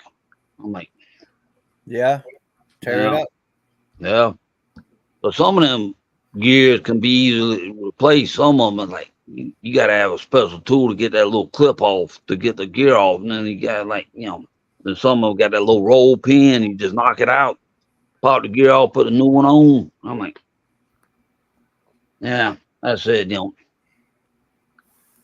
But I think he said that thing's a V twin Briggs. I'm like, yeah. Oh, yeah. Well, some guy did a video. He had an opposed of V twin Briggs. One side was, it was a bad boy mower. Yeah. I think it had a cow on it. That thing, one side was not firing right. I'm like, Now, that's strange. Opposed twin Briggs had one coil, one ignition coil. Yeah, 2 wires. Yeah. Yeah. And I had gotten well versed in the removal of the starter from an opposed twin. I'm like, why couldn't they have took and put that flywheel in a certain spot and made a nice hole where you could put your socket down in there? Just sitting there with an open end box end wrench, you can only about a quarter of a turn at a time. You got that bolt enough to where you get it. I mean, you got to be joking. I think we all got one of those, once in a while. You're like, what was those engineers thinking? Why was this here? Yeah. Well, And then that's like the new Husqvarna push mowers. Like some engineer decided to go to that hard plastic that's just going to snap like crazy. Yep. On the discharge chute. Yep. I can't get the air. I can't, you press the try to press tabs down on the air filter box to get the air filter cover removed. You can't. You got to use screwdrivers to push it down. Yeah. Oh, yeah. No, stiffer than you know what. Not user friendly. That. No. Nah, and the other day we had to use my Steel BR 400 backpack blower. And it had been a while, and those didn't have a problem, but you just had to keep pulling for the end of the Craig vacuum to pull the gas from the tank. After a while, I'm like, that thing wouldn't do nothing. I said, all right, let's just take the air filter off. Took the air filter off, pulled it a few times, fired right up. I'm like, yep, she was flooded. If I had my wrench, I would have pulled the spark plug, but I'm like, you got, stuff like that, you got to keep it running. Like I said, it don't have the primer bulb on it. I'm like, when I first got it, I had no issues. But one day, somebody using it, they know there was gas shooting out of the gas cap. And I said, well, back in the day, ethanol-free gas, even today, you put just enough in a milk jug and shake it, it'll build pressure up. It's like soda pop. I'm like, but it's just got to the point now, I'm like, God almighty. Well, a guy brought me an all-wheel drive. I think it was it had a brakes on it. I forget the make of the mower, but the guy said the thing runs like a charm. I cut the grass, and he says, as soon as I shut it off, I try to restart it. When it's hot, it won't start.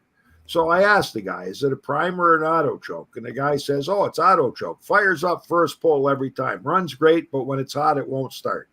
So I said, look, bring it here, but I got to tear like the top part of it. Something, you're missing something. Something's wrong. Like if the thing fires up when it's hot and it don't fire up when it's cold, I says, first thing, check it for spark. Has it got spark? No, I says, I'm going to come down and get a coil from you. So I says, well, no, that might not be it. It might not be the coil. Oh, yeah, it's got to be the coil. So the guy comes, he buys a coil. Calls me back up. He says it does the same thing. I said, well, I guess you got a spare coil now. Yeah, so that's right. The guy says, can I bring the lawnmower down? I said, yeah, bring it down. So the guy brings it down. I said, look, I got no time to look at it now, but I'll look at it later on tonight. So later on that night, I start. And when I ran it, I fired it. And I said, geez, this thing sounds loud, eh? The auto vane is there, but the thermostat is gone. What? Somebody took the muffler off because it didn't have the thermostat, where the vane hits that metal thermostat. Okay. So what was happening when it heats up, it's not holding the choke open. Now the choke's closed again, and it's flooding itself because it's already hot. So I went to the back shed, and I had a brand new muffler and thermostat there. I slapped it on. It quieted it right down. It works like a charm. And I just charged him the $31 for the thermostat because I kept his muffler, and his muffler wasn't as nice as the one I put on. But so then what's the guy do? I figure, it should have been $130 bill for what I did. Yeah. I charged the guy $75. And then he calls me up and says, this guy's coming to give me the $75 because he bought the machine off him for $130. So I says to him, well, why didn't you sell it to me? Why didn't I did all this. I would have said to you, I'm still charging the 75, but I'll give you the difference for the 130 because easy sell all day. And it had, I could have got $250 for this thing. At least, yeah. Easy. Yeah. So now he pays full price when he gets anything. Oh, you better, yeah. And he's got a new coil too. Yeah. He's got a brand new coil. Yeah. That reminds me, I still got to get, a while back. Oh, yeah, and that's another thing. I don't know whether I need to do it, but twice I redid the belt on the XT, the transmission belt. I was going to ask you about that, Robert. Did you ever get that sorted out? I got it sorted, but what's going on, I'm cutting that, see, beyond that split rail fence is a ditch. It did it to me the other day. I'm like, you got to be joking. I'm like, because the manual, the description of how to route the belt, they say go over stuff. Somebody talking about go. I'm like, no. Well, okay, so you go all the way straight in the back, right? Yeah. Loop around, you put it's on the back side of the pulley. You go over, you do the same thing, and it just loops in the front. Yeah, because they Make say sure it's within the belt guides. Yeah. yes, it's in the belt guys because the clutch brake pedal, that rod that goes across, they say go over it. Oh, you know what? Okay, Robert. Okay, there's that one bracket that always has that cut in it, and it wears. So you're probably slapping over and not know it. You know what I mean? Yeah, because when I go to shift, I think when I Tim go, did a video on this a while back. no, because when I press the clutch brake pedal, the V belt idler as that belt guard, it kept hitting the brake rod. So I took that off and I trimmed enough of that off and put it back on. Now it's not flopping, but I said, if it does it one more time, that lawnmower is going to do nothing but cut flat stuff. It will not be Let me cut. show you. I think I got the same one in the shop. Yeah. So it always wears that little loop in there. So you got to replace that because it doesn't allow the right amount of tension. You know, for like the brakes and all that. No. Watch, I'll show you here. I might lose you. So, where is it at? This one right here. Let's see if you can see it. Hold on. Can you see it? I don't know. Can you guys see it? No, Yeah. not yet. Oh, you're getting better. Yeah. That's the mower pan. Great. This always it always gets that little loop in there.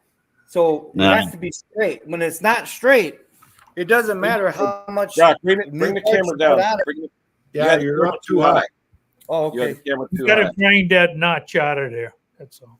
Yeah, you got to get that notch out of there. Grind it so it doesn't get stuck. Yeah. Exactly. No, it's not. Yep. It's not the mower pan. No, it's not the mower pan belt. It's the transmission belt. Oh, the drive belt. Yeah, the drive belt. Yeah. Okay, I got you. On what tractor, Robert? The Poland XT. Oh. Now, I said it came off. I put it back on, but when I put it back on, time I got ready to pull the pan, I had it crossed the wrong way. So I had to, I don't know. I said, I want to try it on the flat spot and see what it does. Because the other day when I got through with it, I took it out and ran it, and it did fine. But when I cut the ditch out front, that's what I'm like, I don't know. But I know it's the right belt. But I even looked the belt up and it said the measurements. I'm like, I don't know. Yeah, I don't like that style, to be honest with you. Yeah. Because on the other Poland XT mower they've got is the hydro. So so it's going off the transmission and then going over that little pulley and then going to the top part of the other pulley for the crank, right? Yeah. So is your spring wore out? I have no idea. I'd have to go back out there and pull. If it is the spring, I have to replace it. Yeah, because if that spring is wore out, you won't get the right amount of tension. Yeah. Or if it's built up with a lot of grass up on the top, underneath the frame, and that pulley, that idler pulley isn't traveling right because it's all packed up with grass. Yep. I've seen that create problems.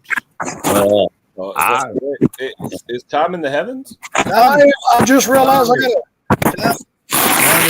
There it is. I just realized. Hey, John, what's up, brother? I just realized I had tape over my laptop in here. I was like, why is it showing the sky? But it's not. It's I was gonna say, are you in heaven? What's going on? I'm fixing to shut this shop down. It's been a slow day today. Oh, I meant to ask you, how's it been since you're full time doing this crap? Oh man, I tell you, I have been 7 days a week. Yeah, creep up on you. Yeah, well, I've done this to spend more time with Ma out, at home. I see her less now. Yeah, but you're enjoying yourself, right, Tom? I don't have time to enjoy myself. Well, but you enjoy working on the stuff, right? And talking to the customers. Because I'm so busy. Yeah, but Yeah. Tom, do you see now that you're doing it on your own, though, like you got to pay for insurance now and stuff like that? Is it going to be worth it for you, you think? Oh, yeah. I like to put Hey, what? Uh-oh. Froze up. Bad connection. Yeah, I've had bad connections all weekend on this internet provider. Mm. Yeah. Who do you have? Is it internet provider that was it? And there's so many of them out there because we have Spectrum. Yeah, I got Spectrum also. Yeah. Xfinity with Comcast. It's been terrible the last few days. I ain't had much access. That's why I didn't do a live stream last night. I didn't have any internet. Speaking of live stream, I wonder if Archie's gonna come up tonight. I just talked to Arch. He said maybe he's doing his yard right now because it's been so hot. You know. How's you feeling? Good. I'm watching Jake Paul fight tonight. Mike Perry. Yeah, man. Knock him out, Mikey. Somebody needs to shut that kid up. Oh yeah, I can't wait. Yeah. See the comments over there. There it is. I ain't used this laptop in years out here. I've been bugging Jake to get me a laptop for the garage so I don't have to come into the office here to search for parts and everything. Yeah, they're cheap. Yeah. You pick them up. Yeah, they're not that expensive. Oh, yeah. Well, is that? But part he's been watching Hank too much. He keeps buying tools, Hank. Oh yeah. Oh yeah. He just went and got that new. I don't know. Somebody did a video on. It's like your light up tester, but this one will tell you where you got the short as you go along the wiring. You just pinpoint it and tell you. Power Pro. Yeah. Yep. So that's going to be a good tool. And then he went and got the Milwaukee air compressor. So now it's just a little thing you take with you in the vehicle when you go to pick up equipment because they always got. So I could sell my air pig now, the air tank. I could get rid of that. I don't need it anymore. It's you can make the inflator out of the air pig, like I did. Oh yeah, you did do that. Yep. Yeah, tire inflator. Oh, and then use the tire inflator. No, I send all my tires up to Murdoch Tire. I don't fool around with tires. I got no time I got no time and no strength anymore to put tires on, put tubes in. Yeah, Well, I can't stand it either. because I have that cobalt that you can set the PSI. Say like you need 10 pounds in your front tires.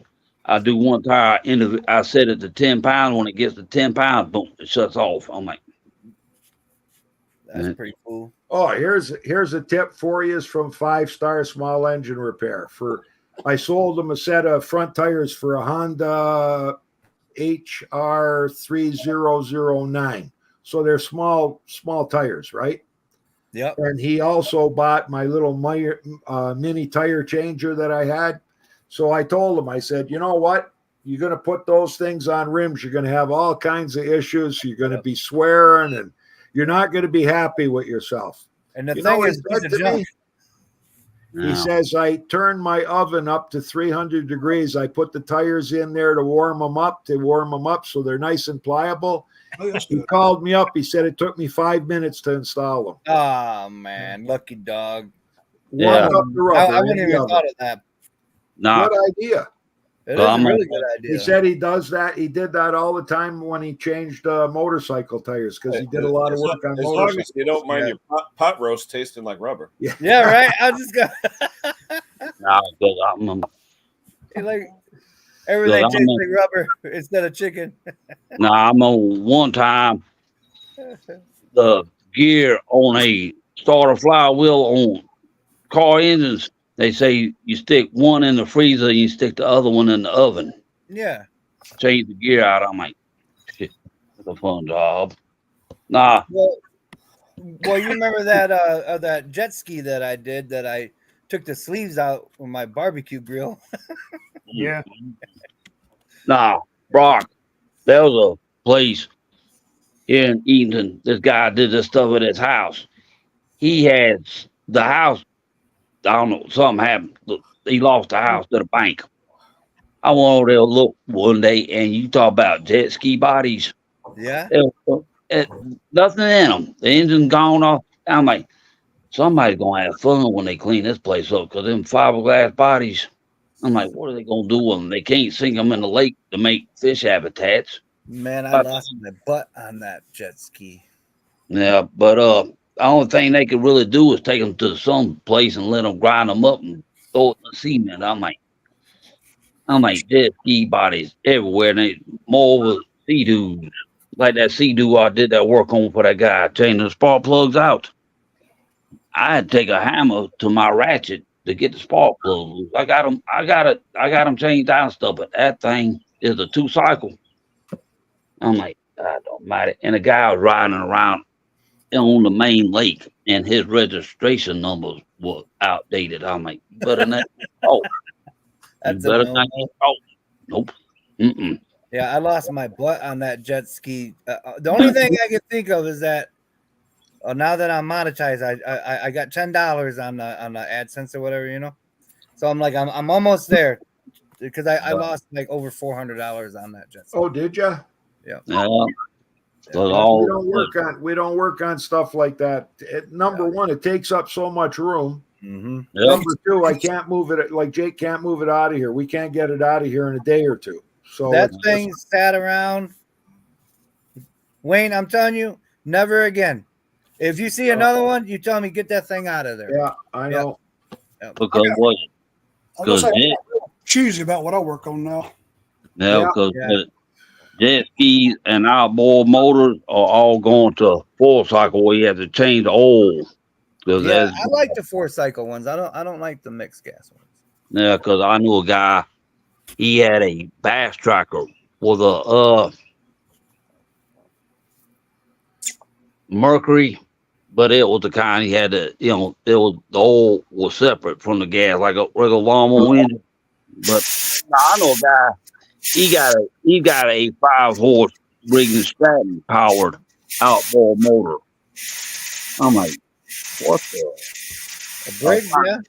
Yeah, I'm like, but like I said, I was like, but 2-cycle equipment like that, they're like, some be like, oh, Quicksilver. Outboard motors. Yep. Some of that stuff says you can use it on an air-cooled engine. I'm like, I don't think so. Well, it's basically the same thing. Yeah. So that outboard 2-stroke oil. Outboard motor is just a lawnmower with a propeller. So, Yeah.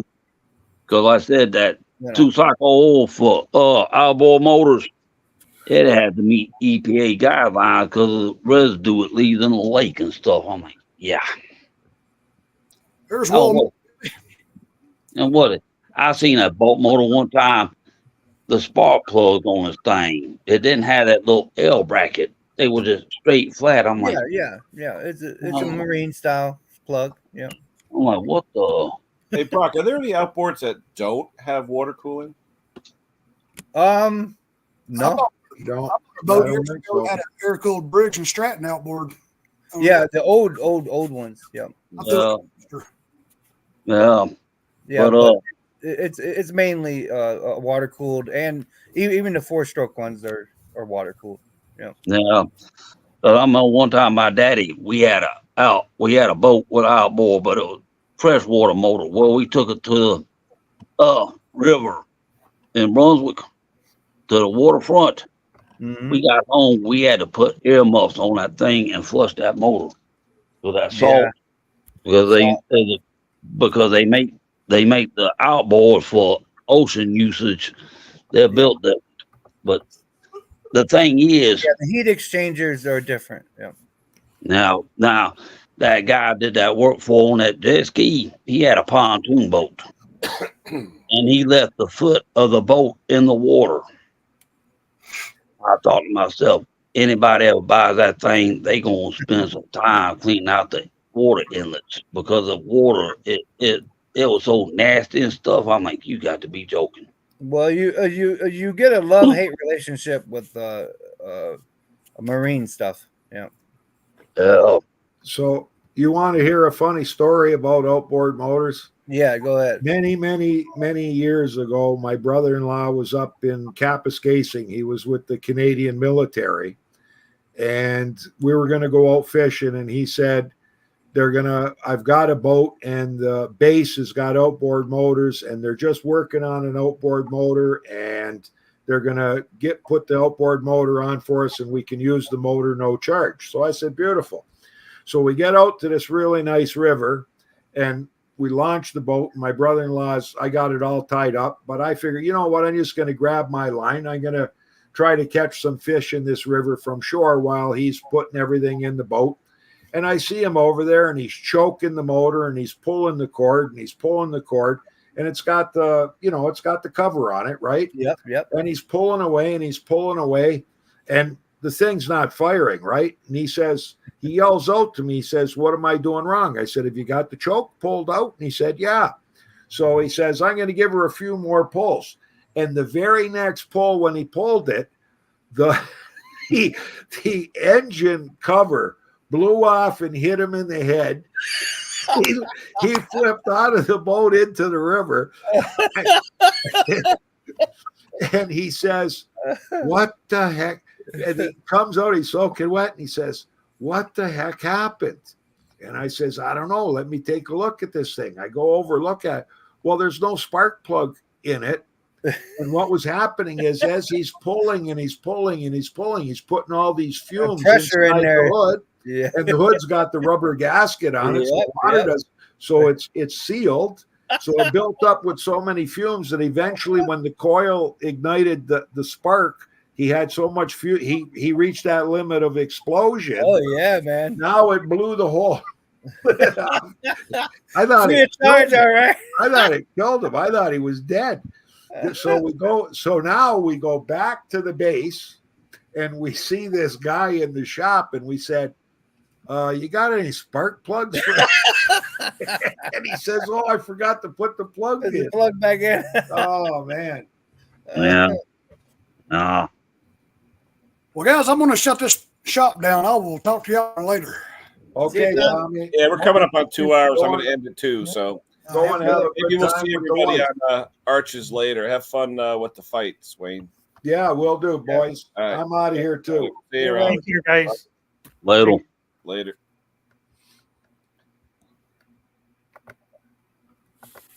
Oh. Yeah.